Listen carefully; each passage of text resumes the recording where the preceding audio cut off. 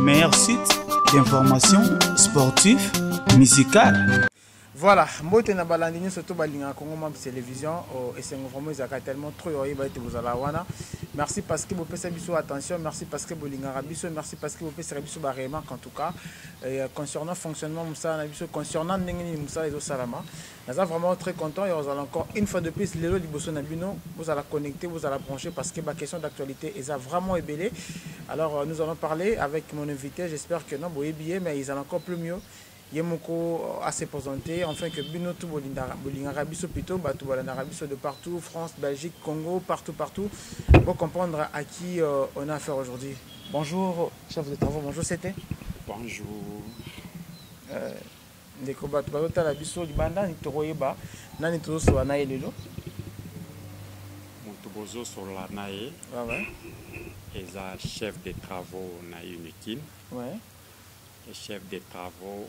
Évariste Bila Kalele à Unikin, au niveau à faculté à sciences sociales, plus précisément en sociologie. Donc c'est un sociologue qui vous parle. C'est un sociologue qui nous parle. Voilà, j'espère que non, vos présentation et invité Nabiso Lelo, Variste Kalele, c'est le fils du grand professeur Kalele, Ozali Moko Yabakambi aussi à Lamuka. Alors, Ndeko Evariste, en tant que Congolais, en tant que chef de travaux, première question, comment déjà on a gestion de la COVID-19 dans Mboka Nabiso par rapport à Mboka Moussou, par rapport à la gestion de Mboka Bapaya, comment est-ce que Mboka Nabiso a fonctionné? Merci beaucoup. Ouais. Gestion de la COVID dans Mboka Nabiso, comparativement à Mboka Moussou, boyebi ke oya bamboka mosusu tozomonela yango kaka na ba écran na koyoka na ba radio mais sur place awa makambo tozoyoka makambo tozomona tozo sentir que gestion jusque là par rapport ya bamboka mosusu soki tosali comparaison tomoni ke koto surtout na Kinshasa, gestion est plus accentuée à niveau ya Gombe. Mais si tu as les comparaisons à la cité, c'est un peu différent. C'est un peu différent. On a tozomi tuna, est-ce que Covid ango, il faut pas protéger ka batu bazana Gombe, to batu pe bazana Kinsensu, na Kindele, owana ezami kakata. Surtout les eloko ebandeli ya port ya ba masque koto e komi shida ce qui fait que batu bakomi er moko têtu conflit na ba militaire bao bazo linga bakengela mboka na biso place wana na koloba ke gestion eza pas à 100%, au moins 50 ou 60%. Voilà, on a habité Ndeko Evariste, Lelo, to atteindre plus de 4000 cas. Mais les Congolais, bazolo bakena bamona batangote, batwabika bamona bangote, bato bana bopito bamona bangote. Est-ce que oko zana partie ya bandeko ba Congolais ni bazo bakena malade na mboka na biso zate? Ou bien ils osent soutenir que les malades des alliés n'ont pas doit prendre des mesures, des gestes barrières. La question que c'est vrai maladie et en mboka. On dit que les Congolais belé comme des Saint Thomas. Il y a lobby Saint Thomas. Comprendre pas comprendre. Bamona. Oui. Bon, pour tozomone la mimika na écran. Comme to croiser na nous ata na entourage na yo. Au croiser na nous montoisa na ngote, il est difficile. On dit mais par précaution, faudra toujours par précaution, il y a qu'à éviter être contaminé. Voilà, être contaminé, j'espère que nous besoin vraiment concentré, connecté à la chaîne Nabiso. Alors abonnez-vous massivement, vous toujours. On est ensemble avec Titi Pidian, nous sommes ici avec Sam Fischer Pro qui assume la réalisation de cette émission. Alors on découvre mais toi, tu as une question d'actualité récemment. Professeur, je signale que nous avons Sam Fischer permettre vraiment que non, nous sommes ici à l'université de Kinshasa. Professeur, Sengi, salaire. Or, nous sommes en pleine crise. Mbogo ezate, mboka mususu professeur, député et puis joueur, on a une organisation. Il y a Makamutali Covid-19, mais c'est le contraire. Récemment, on a vu les députés, Sengi, salaire, $2 et puis bino professeur, enseignant. Pourquoi vous préférez que vous attendez dans la crise de Covid-19 dans le monde entier? Chef, oui. Ma question, c'est une question par question. Oui, nous sommes là. Autant de députés, autant de X, Y, de professeurs. Est-ce que les sont Congolais? Oui, baza ba Congolais. Pourquoi, quand mon souci à Congolais, beaucoup répondre favorablement à la demande na bango, quand mon souci, vous boya répondre, les autres signifient. Bon, en tant que ngamolo, les Congolais, tous les Congolais plus privilégiés que Bamoussous. Voilà, na yebiti bino bo répondre à la biso. Qu'est-ce qui s'est passé? Pourquoi c'est l'ami bon abattant oyo? Abattant oyo ataba professeur bozomona.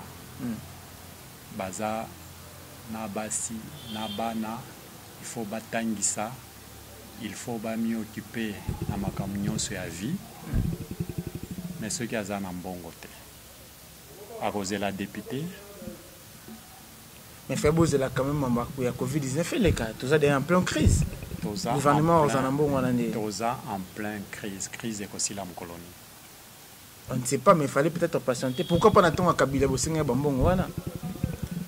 Qu'est-ce qui te prouve que Nathan Kabila professeur Basenga est le côté? Mais tout le monde a noté, peut-être on a évité besoin de on peut parler sur besoin comme un Bosenga Tetoro. C'est tout à fait. Les lots Bakoko Pesayo 200 francs. Pour Osomba, unité, les Alaki, l'Obikuna, 50 francs. Les Loba Pesio, 250 francs. Mais unité est commis 200 francs. Par rapport à l'Obi au Lobani. Changement salami bloc et mati, on peut dire ça. Pourquoi Kakabilo Kondé Matara les salaires et Matara? Mais vous, bien, professeur, il faut répondre à la question. Bien, vous diriger le Congo, bien, vous diriger le Congo. Diriger Congo, na ba étudiant na biso awa. Hein? Biloko nyonso komami tozola kisa comment mboke koko tambo. Mais ceux qui mboke zo tambola na sens wana te. Bolingi toloba nini. To continuer kopesa mateya kaka boye. Bamususu ba profiter na mateya na biso moko totikala kaka na statu quo. Donc surtout comprendre bien bosengi parce que ba député ba sengi ba c'est bon. Na mboko eza kaka ba député nde ba sengi bon. Mais au eza raison eza ba député. Eza ba député. Professeur na campus aza chaque jour na campus. Koutou, ceux qui totalent bien, azo dépenser plus d'énergie que député. Député combien de fois par semaine bakendara na parlement? Et professeur combien de fois par semaine azalaka na auditoire? Qui dépense plus d'énergie? Entre bango mibali. Qui dépense plus pour être payé plus ou moins? Mais que interview sa question peut-être par question. Voilà, téléspectateur comprendre, répondre à la question. Tout le monde question, comprendre la question, répondre facilement. yango wana question nazotuna parce que tolingi mosala esalami bopesi bato mbongo na bango en fonction ya mosala bazosala. Les professeurs des universités se dépensent jour et nuit, mais bopesi bango eloko moke eloko ekoti na ba dépense na bango. Un professeur ordinaire touche combien comme salaire? Vous savez, les salaires d'un professeur ordinaire ou les salaires de tous ces gens qui travaillent à l'université, jusque-là, on peut vous dire que c'est d'abord un secret. D'abord, Panza, salaire, Yabatunanina. Mais tant que lobby que non, tant que lobby que comme ça, 5 000 je pense bien, mais il fallait peut-être foutre à Bino combien chef de travaux. Il fallait tout y c'était. Chef, aux amoutous, il y a gouvernement. Au solo, il y a des belés, bazo kambamboka, au yebi, combien bafutaka. Nakoko ya kosa la publicité, à tout moment na écran boé, que salaire et à professeur, ils ont autant. C'est qu'on sait que moi, salaire bazouaka, ça ne comble pas le debout du mois. C'est insuffisant. En faisant la comparaison, faut vous approcher au micro. En faisant la comparaison, au Parlement. Tout le monde a que professeur, chef de travaux, assistant, bazo sala musala koleka bao bazana Parlement. Ndelo na linga na loba na place wana. Donc ça te comprend bien bazo tala biso ba seigneur bande ko na biso ba papa na biso ba to batangisa biso classe bazo réclamer ba droit na bango normalement parce que ba député bango bazo sala musala ndenge moko te na ba professeur.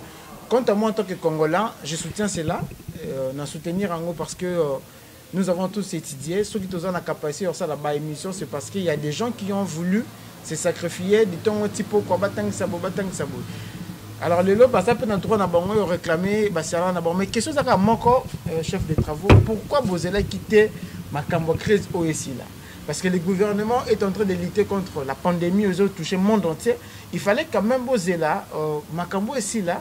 Et puis, vous proposez dans la Bible parce que vous avez votre droit de demander. Pourquoi vous avez patienté? C'est ça mon problème, en tout cas, de comprendre votre droit à la mission. C'est vrai. Pourquoi on n'a pas demandé? Tozo vivre na crise. Toebi crise ere bandaki. Nanya yebi crise ere kosila. Mais comment qu'il y a parce que na souka? Yo mutolobi e komi kokende. Donc, et comme kokende wana tolinga ki pa pe to fanda ka kimia tozela mukolo ekosila. Non mais pour nous sauver aussi population ba tubeli ba souffrir mbongo ezate ba mususu ba vivre en bé pour na ya coronavirus. Ba mususu bato wana bazo vivre mabe. Ba professeur bazana kati. To bazana kati te. Ils peuvent aussi faire partie. S'ils font partie de ces gens-là. Yo lingisi ko baza na mabe na bango wana baya kotangisa baya na souffrance na bango wana na kolela lela baya kotangisa. Peut-être fallait poser la classe zonga mamuté zongi des confinements et puis bon annoncer une nouvelle wana vous savez la démarche wana tout ça c'est pourquoi je te pose la question. Classe wana makambo yana ya corona ekosila mkoloni est-ce que ça na date moko fixe?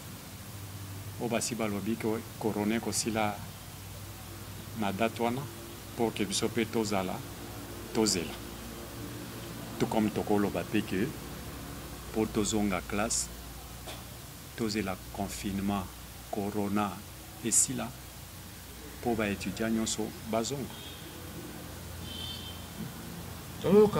na sens wana ceux qui tozeli. On peut toujours patienter, mais on sait quand ça commence, mais on ne sait pas quand ça se termine.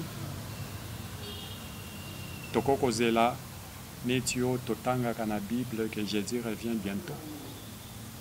Phrase wana oebi ebanda kolobama depuis aneni. Tosala tozela neti bientôt de la Bible. Or ceux qui tozeli bientôt de la Bible, bane boni et kokoi. Tokozonga pe na Bible tolobi que tellement que tomona ba jeu epelé tokomi ba Saint Thomas. Saint Thomas lobaki nini kaka soki amoni nde andimi leloko biso mpe tokomi kozela tomoni tondimi makambo nyonso ebandi ezongeli normalement bapromese eleki na bapromese wana oyebi combien de foyer bato babebana. Donc okomi kobima moto alokuta na bamembre ya famille na yo mpona ozanga kotenir maloba na korespecte maloba kozanga kotenir maloba ke balakaki ngai yo mpe oye olaki ere yo bakobanda koatake ke olaki biso mingi ozokokisa te ere nga na kolobaki kuna balakaki nga nanu bapesi te nabimi moto alokuta nanya kosuporte atambola awa misapi nyonso babandolakisa eke aza moto alokuta. Donc vous le professeur, vous dites que non, vous en Sony envers tous les gens ne vous considèrent plus peut-être pour la locuta, pour un manque de respect, surtout le gouvernement peut parler. En quelque sorte. En quelque sorte. Bah professeur, les corps scientifiques, bazana ba famille, baloba makambo ebele, et oyebi eloko eloba maka na ba campus, na ba étudiants sur bazotanga, que chaque professeur de kaka syllabus, en quelque sorte, to communauté tozo china ba étudiants. Or ceux qui bokiti sur place, au moment na makambo msusu, eza réputation anani ezobeba. Les gens manquent de moyens, mais ça va, ça m'a bon. Manque de moyens, place wana eza, mais eza na ba biloko mususu tokoko bimsa nyonso na écran boete. Pona ko élever niveau ya étudiant. Chef, biso tokorijaka ba papier ya étudiant na biso. Biloko mususu tomonaka na ba feuille. Okoko mitu na kutuke oya komaki université nini. Okoko toboka misu ceux qui ozotanga biloko d'étudiants bakomi na ba feuille. C'est ce qui fait que il faut obimisa soit syllabus oyo ozana matière nyonso ekomami. Vous pouvez être dans l'auditoire, vous dictez les mêmes phrases aux étudiants, ceux qui 50. Mais après avoir dicté, senga ba papier, otanga ba papier, ya biloko banda ko dicté. Mais biloko mususu tomona kana, ezaneti ba parler en langue. C'est difficile de lire les mêmes phrases que tu as dictées à tout le monde, mais dans l'auditoire, tu peux te retrouver sur 50 avec 50 phrases différentes. Oh là là. Nani alandi nani. Mutuna compréhension na ye. On peut se dire le lot que non, éducation na biso ya mboka eza na C, eza foutu. Tomata tokita, oana oza aveugle te, poya komona ngo. On peut même commencer justement kaka na ndenge tomonaka étudiant na biso. Or quand vous montez à l'université, vous devez être le modèle. Oui, oui. Na ebité bino nyonso botambolaka. Bosi bokutana na shege. Na groupe ya ba shege bazoloba ke biso ifoto banda kolata neti étudiant. tokatisa soki neti étudiant. Et ça passe. Et ça passe. Oui, oui. Mais par contre, nos étudiants intellectuels, vous voyez la manière dont ils s'habillent, la manière dont ils se coiffent. Alors, Tokoloba, qui éduque qui? Alors, c'est dit à quoi tous ces comportements? Qu'est-ce qui fait en sorte que non, moi, dans la classe G2, G3, il n'arrive même pas à faire une demande d'emploi, il n'arrive même pas à faire une lettre, par exemple, même un CV à Zorostate. Qu'est-ce qui se passe réellement? Vous qui encadrez les gens, vous qui enseignez en tout cas, qu'est-ce qui se passe? Qu'est-ce que vous rencontrez? Vous pouvez vous rencontrer en tombe beaucoup moins à niveau en fait. Makambo eza ebele tomonaka et tokokoloba na niveau wana. Parce que éduquer un enfant dans une famille, quand vous n'avez pas de moyens, chef,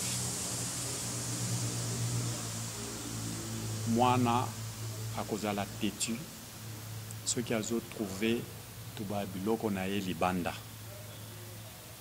Ce qui fait que akomemela yo éducation à libanda na kati ya ndako oya yo ya ndako ebungi oyebi te place ya komi retrouver te. Et dans chaque famille ici, vous savez que rien ne peut marcher sans moyens. Oui, c'est ça. Quand le professeur réclame ces moyens-là, entre autres, c'est pour assurer et l'éducation de la famille et l'éducation de l'entourage.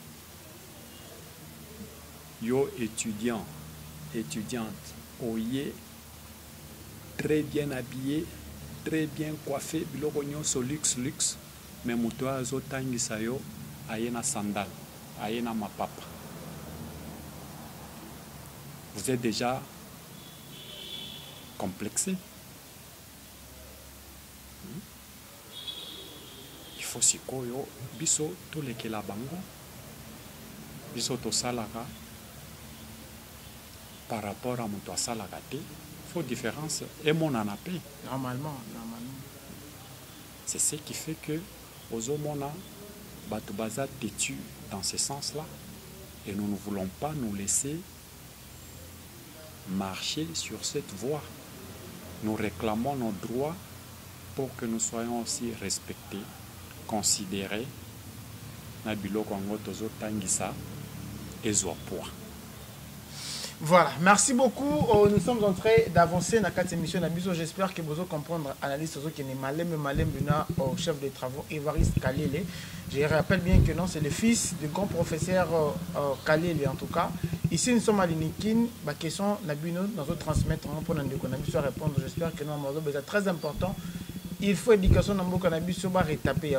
Donc, ça fait la honte qu'aucune université dans le Congo est classée parmi les universités où ils ont une éducation malamu dans le monde, même en Afrique. En tout cas, ça fait très mal. Or, à l'époque, l'Unikin, c'est une université où ils ont défendre fierté Afrique centrale. J'espère que vous avez rencontré vraiment à ça.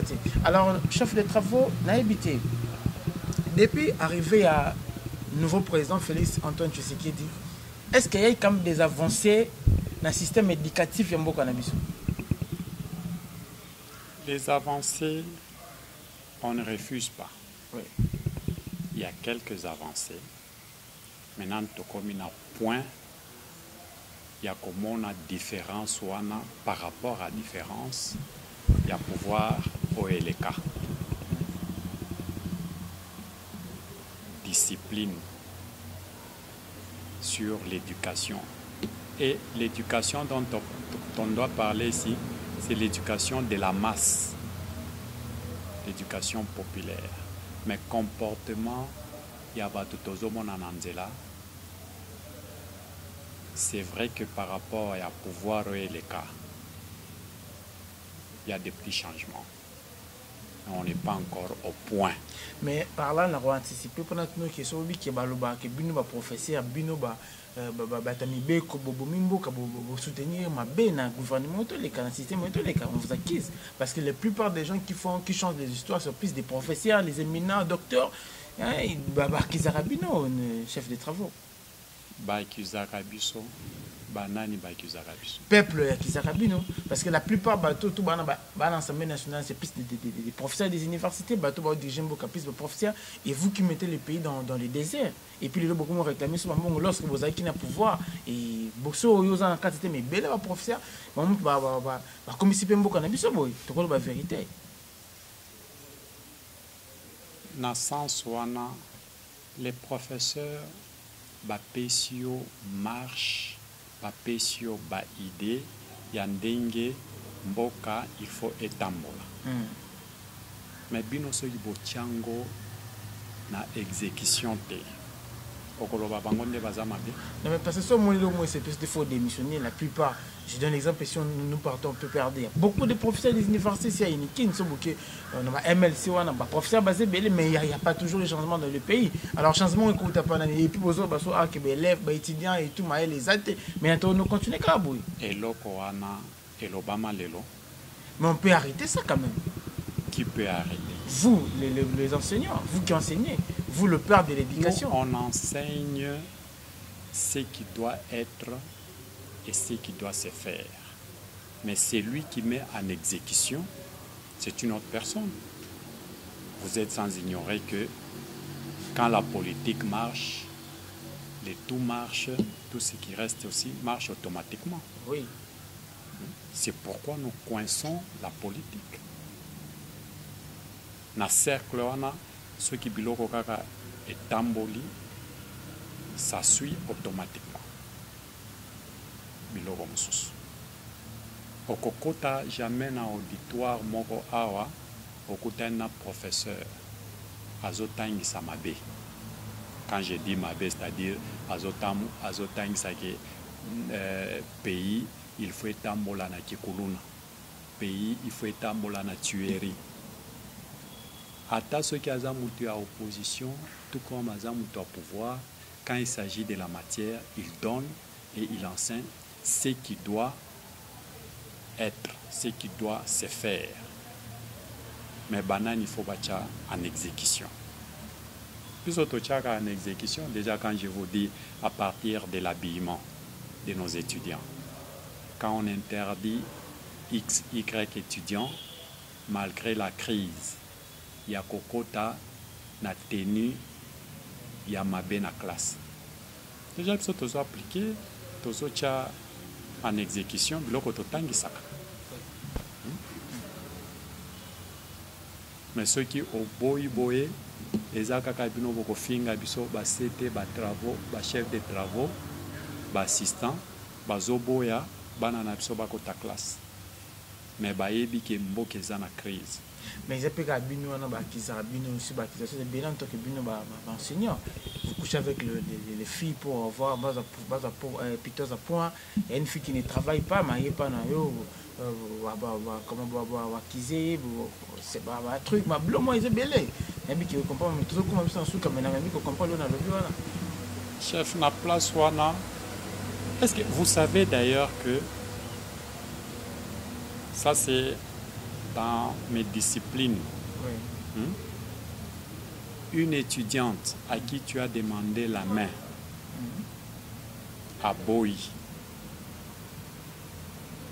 à Tasoki, au commun examen, à répondre Mabé à Katani, era kobima kolobani, na Katani ponani. Pour la professeur Wana. À Linga Kinga. Alors, c'est vous qui avez commencé au Linga et c'est Linga qui était peut-être un Makambana, chef de travaux. Tokutanaka na biloko ebele. Et comme argument, il y a ba fille ebele, il y a qu'à justifier échec là-bas. Aux ans auditoire où il y a 80, 150 étudiantes. Batunion soana bazo kata. Mais bazo pointé kaka ke eza CD X wana dazo katabiso. Crois-tu que atazo kolingango olinga 150 millions soana? Mais des faits les gens bandits au lingango, tu n'as pas de discipline, ça peut créer ça en fait. Si vous restez, vous respectez votre déontologie, peut-être ma campagne nous a été, c'était. Et là, si ça existe chez les autres, Chez moi, ça n'existe pas. Mais les étudiants disent quoi, les garçons? Bah, justifier à l'échec n'a pas gagné. Là, moi, je ne sais pas, c'est vous qui pouvez nous parler, qui peut nous parler plutôt. Pourquoi vous prenez seulement les propos d'un camp par rapport à propos? Mais parce que les femmes, elles doivent être moins fragiles, elles doivent être moins faibles. Elles sont fragiles quand elles ne se soumettent pas à la discipline. Au nom de la fragilité, Totikaye, Azuaka Ndenge, qui a commis des bêtises. Je vous ai dit tout à l'heure, là, vous dictez les mêmes phrases, mais quand vous lisez 50 ou 20 copies, les abiloko mususu, à ta parler en langue, une des raisons pourquoi, pour faciliter la tâche, on dépense notre argent pour la bango la bisouane. Et argent, on a dépensé. Quelque part, c'est du commerce. Parce que je ne viendrai pas les donner comme Saint-Nicolas. Moi, j'aurais dépensé l'argent de la saisie, l'argent de la multiplication, l'argent à Kokoma. Et Bolingui qui a dépensé pour une gratuité. Donc vous exigez aux étudiants soit à soumis la liste, soit à soumis la liste, ça examen ou pas, à des côté. Na ebisipino place wana argument est belé à étudiant quand il a échoué ba évokaka et lokoana. Donc c'est faux. À 95% c'est faux. Il y a des étudiants à Katani, à Komikoko c'est la syllabus. À Komikoko c'est la XY. Merci beaucoup. J'espère que non, les a vraiment ébélé na chef de travaux, après c'est une opportunité au soigner. Mais non, pour mettre bien tout ça, là, des éléments. Les autres, comme vraiment, on a sous une émission de mais sous votre autorisation, je vous demanderai, non, c'est un rendez-vous prochainement pour continuer ma question. Ils ont vraiment ébélé concernant comportement étudiant dans la peut-être maman, papa, aux en Libanda, ou éviter comment on se comporter en Kinshasa. J'espère que d'autres détails déjà autour avec notre chef de travaux qui nous a permis en tout cas de tourner ma question à répondre clairement et de permettre à nos images déjà comment nos frères et nos sœurs se comportent dans des milliers à l'université. Voilà, donc je vous pose cette question en tant que fils du professeur Kalel et j'espère que non, vous savez comment le fonctionnement, il y a Mokanabiso Zali, quel est l'avenir de la Moka aujourd'hui face à ce qui se passe dans notre pays, face aujourd'hui à une CENI qui doit être normalement réformée, malheureusement, bah, vous voyez s'élever qu'il y a déjà un lien, il y a corruption, parce qu'il y a d'autres, pour ça, Rosa Malonda Azonga, président, tant que qui, je ne sais pas trop, si j'ai une bonne mémoire, secrétaire exécutif, il y a CENI. La Mouka, place n'est pas ministre de la est-ce qu'on peut savoir, on va comprendre exactement quelque chose? Ça fait, ça c'est mon point de vue. Voilà. Nazana cercle à la Moukate comme dirigeant. Ok. À ce moment-là, je peux analyser en fonction de Nazomona. Voilà. La Mouka est koufité. La Mouka est zolinga biloko ezonga normalement. Mais ceux qui biloko ezongi normalement et qui ne voient oyo ami pesa yo linga kende azonga sima. Pourquoi pas ça? Parce que quand la Mouka est banda crise ezalaka to ezalaka te. Peut-être on a crise de pandémie mais tu as une crise de tous Mouka n'a pas si ba crise ezalaka ya oyo na ya oyo na oyo. Quand on parle de la crise, on voit la crise dans le secteur nyonso. Or, la Mouka a banda lutter pour que changement et salama, la crise nyonso que ce soit crise, il y a X, il y a Y, et ça la là, ici là. Ça, c'est le plus grand combat pour que chaque Congolais, côté nyonso à zomi retrouver, à me sentir à l'aise, à vivre bien. Les lots Covid et Kokosila. Qu'est-ce qui empêche que l'obi maladie mon social est bien? Mais la mokazota la bas source ya faire disparaître à partir de Covid na ba maladie mususu nyonso ko koya koningisa mboka ekende palelo bosilisina oyo bokoti mususu sotozota la base source ya kosilisa ba problème nyonso ezotungisa population. Voilà. Donc comme il a souka Ndeko Évariste parce que déjà signe par rapport à temps. Est-ce 2023 c'est Fayulu qui sera les candidats à la mou combien vous en candidat mususu? Yo sur kombo ya mutu mususu. Mais parce que tout le monde a vu des beaux sabots tourner non? Katumbi, Bemba et puis. Mais 2023, on a un candidat. Non, représenté à ce niveau-là, j'ai difficile à vous donner la réponse parce que c'est quelque chose qui se décide. Jusqu'à présent, il n'y a pas encore une décision. Oui, vous continuez avec les combats de la vérité des jeunes. On continue avec les combats chaque fois. Et quand on arrivera au moment opportun, on vous donnera la réponse. Hein? Que oyo atambusite tokokende na oyo atambus mais courir devant le bœuf c'est difficile. Merci beaucoup Ndeko Évariste comme pratiquement dans cette émission d'Abisso. Merci Nabatutu qui opportunité au Landabisso na comment télévision.